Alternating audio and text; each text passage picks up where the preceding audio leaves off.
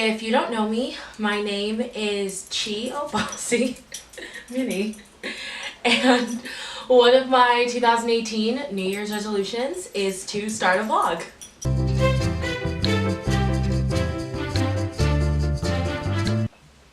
So I really wanted to make this video as just like a short and sweet little video as the first thing I put on my channel in 2018 because I think New Year's resolutions sometimes get a bad rap.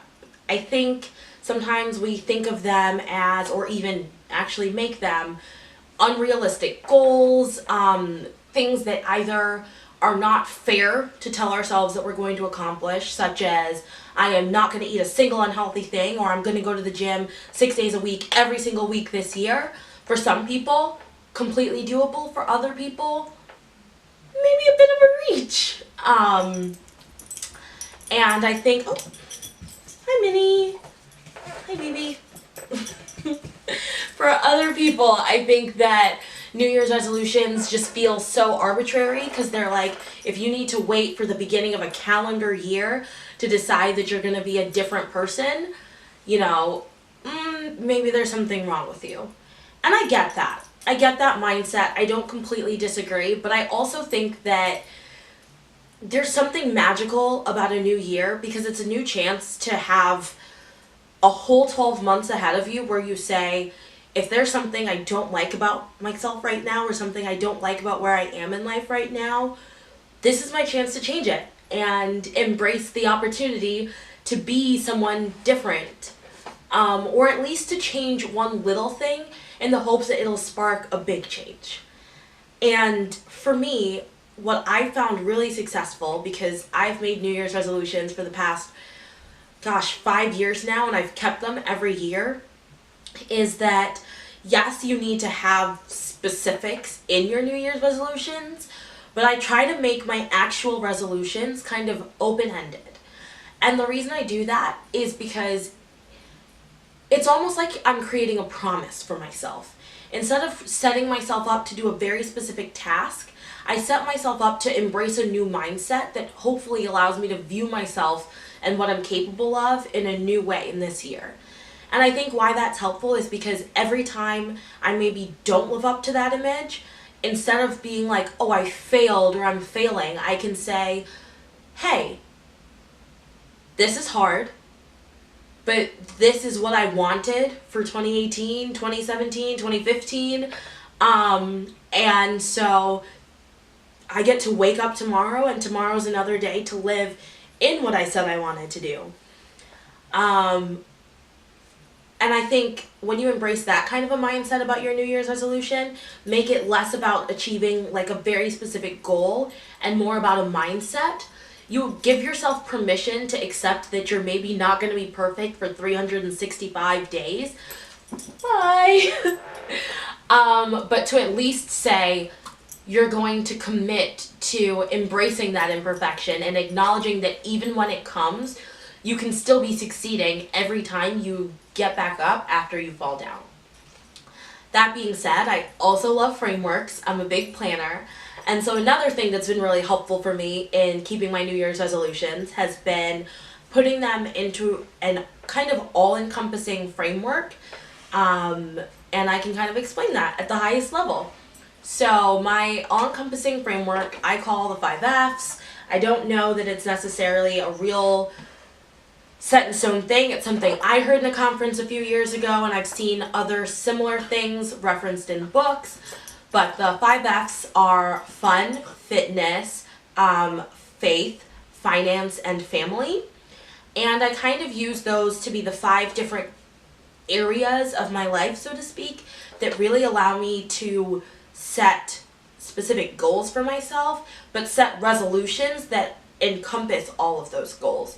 So for example, in 2018, my fun goal is to really focus on different passion areas in my life and give all of myself to those. So want to write a novel, or want to workshop a written novel and make it publishable. Want to start this vlog, which I'm doing, and a bunch of other things that kind of fall under the umbrella of really dedicating my time and my effort and my heart to my passions. For my fitness goal, I want to kind of step out of a short-term mindset about fitness and really embrace a full lifestyle change, which of course has specifics under that. For my family goal, which since I don't have a husband, don't have kids, I kind of view more as like the way I want to treat the people around me goal. I want to step into just trying to be genuinely and openly positive. I think sometimes for a multitude of reasons we can be a little quick to withhold our praise and be like, oh, I don't need to say that right now, or they know they look great, or he knows he's really smart. But 2018, challenging myself to just be open with all of the positive feelings I feel for the people around me, because I think we would all benefit from hearing a little more positivity, especially about ourselves. For my finance goals, I'm committing myself to thinking more long-term there as well, finance and fitness.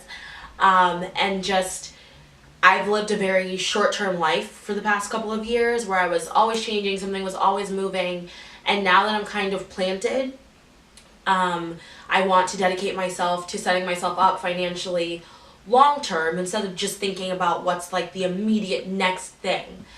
And lastly, with my faith goals, I am a Christian. My faith is really important to me, and I just really want 2018 to be the year that I kind of walk fearlessly in God's promise, instead of trying to latch onto that control, which those of you who know me in real life know I can be a little bit of a control freak. Kind of let that go and just be like, I know He's got me. He brought me this far. He brought me way farther than I ever thought I could go, and so I'm just believing in Him for what the rest of 2018 is going to bring. So like I said, I have specifics, of course, under each of those goals, like different tangible things that I want to achieve. But those overarching frameworks I just shared, those are things I can't really fail at. They're just goals I'm striving towards, and so even if I have a day where I maybe am grasping that control, or I maybe am thinking very short term financially, I can just wake up and recommit myself over and over. And I found for me that does have really positive effects in my life and in my year. And 5 years now, and I've never felt like I have failed any of my New Year's resolutions. So I hope someone out there watching this actually enjoyed that.